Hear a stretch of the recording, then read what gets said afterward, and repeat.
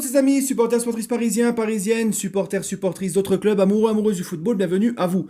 Les amis, bah écoutez, là on se retrouve pour une vidéo que j'avais pas prévu de faire, je voulais me reposer un petit peu aujourd'hui, faire une petite journée sans vidéo, mais j'ai vu l'interview de Christophe Galtier, notre coach, à Rotten sans flamme. Voilà.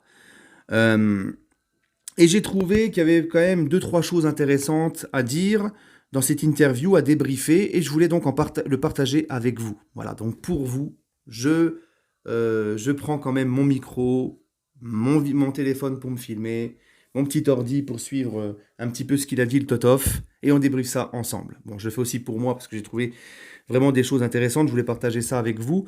Demain, les amis, comme je l'ai dit tout à l'heure sur mes réseaux, demain, le bilan de la première partie de saison. Si vraiment je suis clamsé, je suis claqué, comme ça m'arrive des fois et tout, certains jours, je repousserai à jeudi, mais normalement, voilà, on le fera demain. Inch'Allah.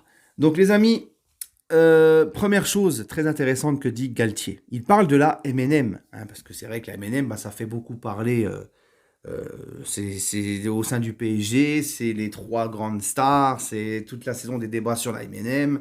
Donc là, il a parlé de la MNM, et Galtier a dit la MNM, ils jouent ensemble et ont une relation permanente au quotidien. Tous les jours. Il n'y a pas de guerre d'ego, ce sont trois grands joueurs et ils savent qu'en jouant ensemble, ils vont gagner. Voilà. Donc pourquoi j'ai retenu ça? Parce que vous savez, pardon, en début de saison, quand le Kiki a fait un petit peu, enfin c'est plus le Kiki, c'est le Kix maintenant. Hein, c'est quand le Kix, hein, comme il dit dans la vidéo, Kix. Quand le Kix, il a fait un petit peu son caca nerveux. Moi, en équipe de France, je suis mieux, je joue mieux, machin, etc. Moi, je l'avais plombé en vidéo et j'avais dit, t'as la chance d'avoir un Neymar et un Messi qui sont en forme cette saison. Il faut que tu comprennes que c'est avec ces mecs-là que c'est bénéfique pour toi de gagner, qu'il faut te fondre dans le collectif, te taire, te fondre dans le collectif, de passer outre tes petits caprices et penser avant tout collectif et qu'avec des mecs comme Neymar et Messi, tu pourras gagner et ils te feront marquer et tu pourras autant stater avec eux aussi, tu vois. Il faut profiter d'être avec ces mecs-là. Donc c'est exactement ce que dit Galtier.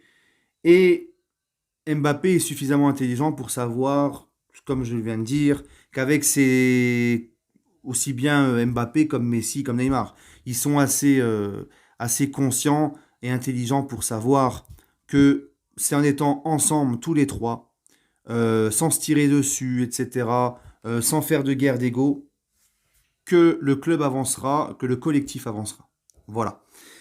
Donc, ensuite, Christophe Galtier, il dit, si vous voulez gagner, vous ne pouvez pas sortir Neymar et Messi et Mbappé. Ça, j'ai beaucoup aimé.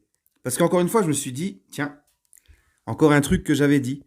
Euh, Puisque les amis, rappelez-vous, je vous avais dit il n'y a pas très longtemps dans une vidéo, je vous avais dit on reproche des fois à Galtier, notamment au match au Maccabi, ben, de pas faire sortir un des trois de devant ou sur certains matchs comme le Benfica au match aller, je crois. Enfin bref, parce qu'il y en avait un qui était un peu plus fatigué que l'autre, qui courait moins et tout. Mais les gars, les amis, je crois que même à FIFA on le fait ça. Celui qui prend le PSG, il joue à FIFA. Je crois que même lui il le fait.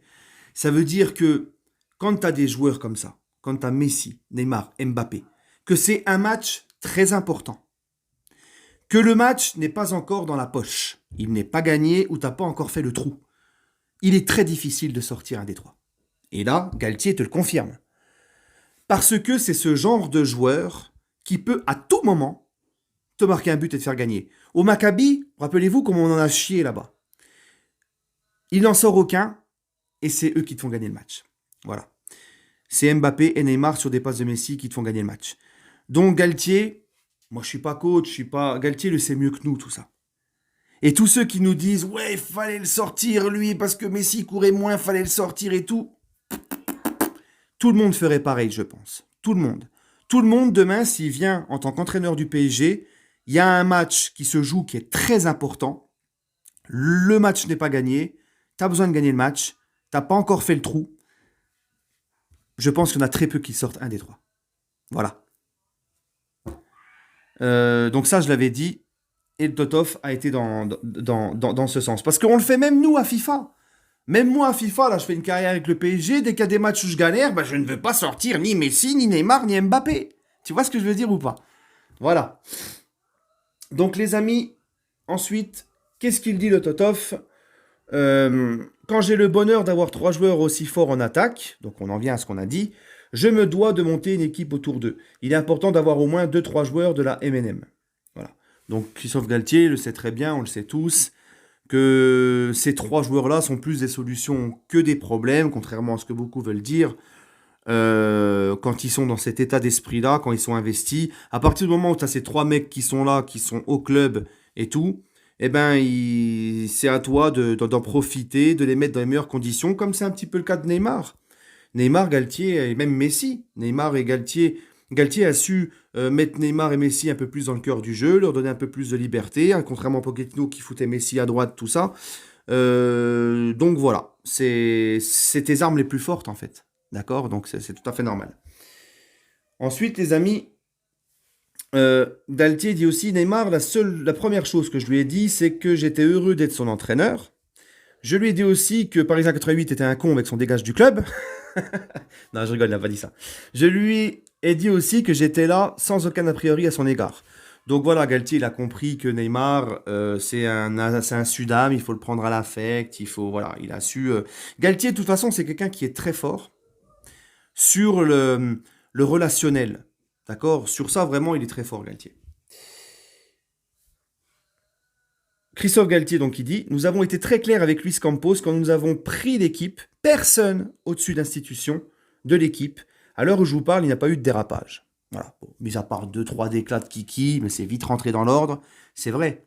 Les mecs sont même venus reprendre la reprise de l'entraînement avec le groupe cet été et avant. Il n'y a aucun problème de conduite là, à l'heure actuelle. Je ne sais pas, moi. Mais aucun problème de conduite sur les réseaux de la part des joueurs. Neymar, tu ne le vois plus faire ses stories où il se couche à 2 heures du mat avec une bouteille de rouge, en train de manger, en train de geeker, en train de passer, au lieu de se reposer, tout ça. Vraiment, là c'est vrai. On n'a plus de problème, bon, à part les polémiques, char à voile, tout ça. Mais je parle au niveau des joueurs, au niveau de leur comportement. Il n'y a plus de polémique, il n'y a plus rien. C'est dans leur hygiène de vie, dans tout.